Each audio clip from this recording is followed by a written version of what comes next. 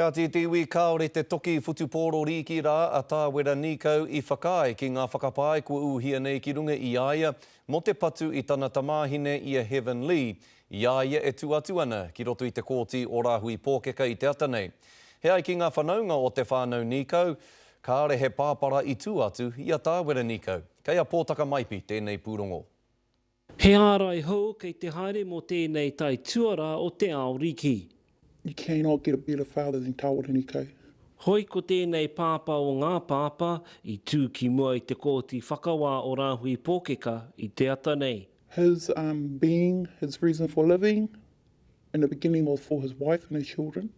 It then became his children, but now because of his two beautiful mokos, he just wants to make sure that their future is secure and that they've been well looked after.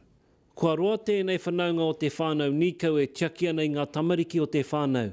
Kāore e tae e mātou te whāki I tāna kanuhi. The family is very divided.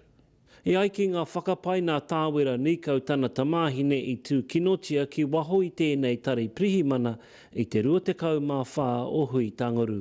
E rahi aki I te 5 miniti te roa o te whakatau. O te kai whakawā Sue Havell ki te whakakore I te tono pāho, I tērā o ana mahi whakawā, I te toki o te aoriki. Hoi kāore ia I whakai ki ngā whakapai aia e wehe ana I te kōti. It can be resolved, because I know for a fact Tāwera's not going to give up on his daughter. He never has in the past, and I don't think he ever will in the future. He will always be there for her, no matter what sort of raru they go through.